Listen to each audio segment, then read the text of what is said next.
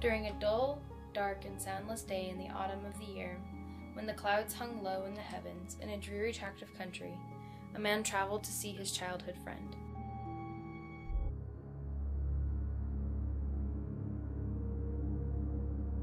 A letter had recently reached the man. The writer spoke of acute bodily illness and an earnest desire to see him, his only personal friend, who he hoped would lift his spirits.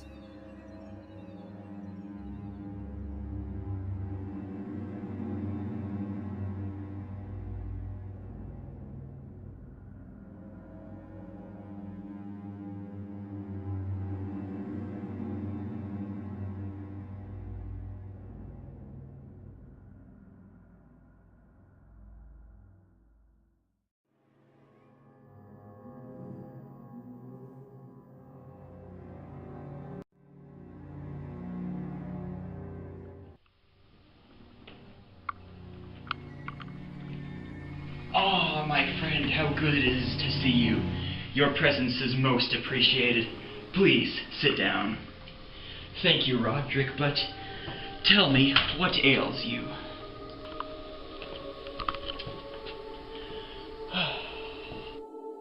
I shall perish. I must perish in this deplorable folly. Thus, and not otherwise, shall I be lost. I dread the events of the future, not in themselves, but in their results.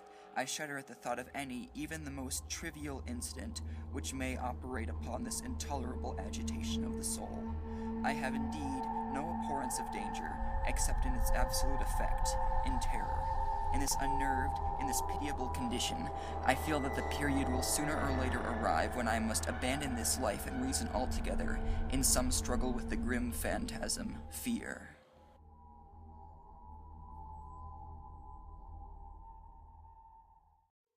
The man soon came to learn that his friend, Roderick Usher, was enchained by certain superstitious impressions in regard to the dwelling which he tenanted, but he revealed a more natural origin for his depression, the long-continued illness of his beloved sister which baffled all physicians.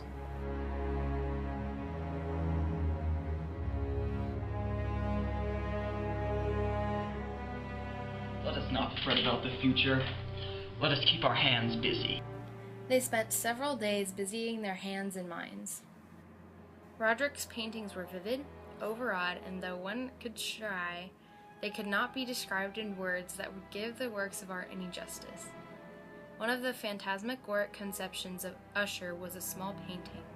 It presented the interior of an immensely long and rectangular hall with low walls, smooth and white without interruption, but contained accessory points which conveyed the idea that the excavation lay underground. There was no source of light, yet a flood of intense rays filled the place with ghastly splendor. Roderick's condition caused all music to become intolerable, with the exception of a few stringed instruments. Roderick composed several ballads, one of which was titled The Haunted Palace. In the greenest of our valleys, by good angels tenanted, once a fair and stately place, radiant palace reared its head. In the monarch thought's dominion it stood there, never seraph spread a pinion over fabric half so fair. Banners yellow, glorious golden, on its roof did float and flow. All this was in the olden time long ago. And every gentle air that dallied in that sweet day, along the ramparts plumed and pallid, a winged odor went away. Wanderers in that happy valley through two luminous windows saw spirits moving musically to a lute's well-tuned law. Round about a throne were sitting Porphyrogene, in state his glory well befitting the ruler of the realm was seen. And all with pearl and ruby glowing was the fair palace door, through which came flowing, and sparkling evermore, a troop of echoes whose sweet duty was but to sing, in voices of surpassing beauty, the wit and wisdom of their king. But evil things in robes of sorrow assailed the monarch's high estate. Ah, let us mourn, for never morrow shall dawn upon him desolate. And round about his home the glory that blushed and bloomed is but a dim remembered story of the old time entombed. And travelers now within that valley through the red litten windows see vast forms that move fantastically to a discordant melody, while like a rapid ghastly river through the pale door a hideous throng rush out forever, and laugh but smile no more. One evening, Usher informed his friend that Madeline was no more, and decided it would be best not to leave her where people could question her illness. We should bury her in the vault for one night before placing her in her final resting place.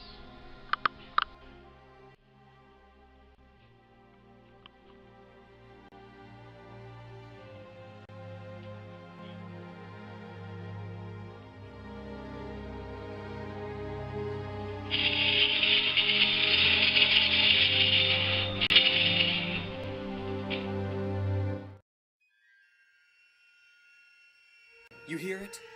I hear it. I have heard it a while. 'Tis just the wind. Let us read the mad tryst. And Ethelred, who was by nature of a doughty heart, and who was now mighty withal on account of the powerfulness of the wine which he had drunken, waited no longer to hold parley with the hermit, who, in sooth, was of an obstinate and maliceful turn. But, feeling the rain upon his shoulders, and fearing the rising of the tempest, uplifted his mace outright, and, with blows, made quickly room in the plankings of the door for his gauntleted hand, and now pulling therewith sturdily, he so cracked and ripped and tore all asunder, that the noise of the dry and hollow-sounding wood alarumed and reverberated throughout the forest. And Ethelred uplifted his mace, and struck upon the head of the dragon, which fell before him, and gave up his pesty breath with a shriek so horrid and harsh, and withal so piercing that Ethelred had fain to close his ears, with his hands against the dreadful noise of it. The like whereof was never before heard.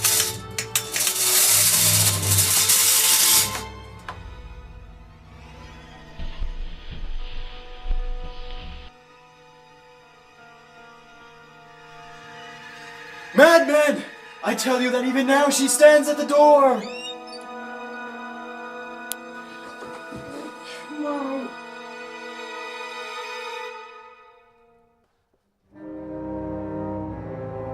And hence the fall of the House of Usher.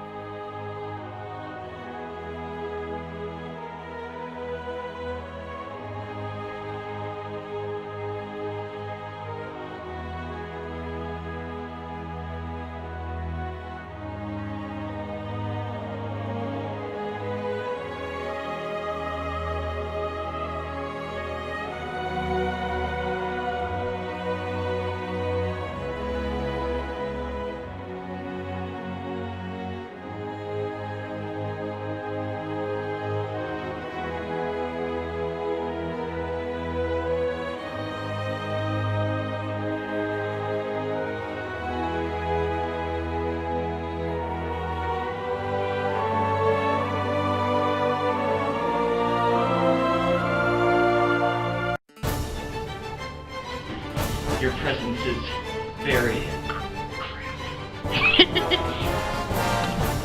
Gosh darn it.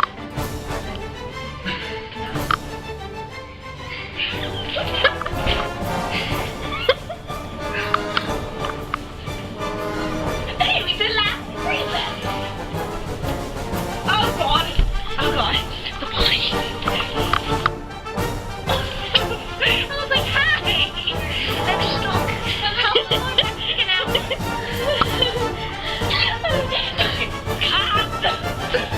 Is it? Yeah. Is it?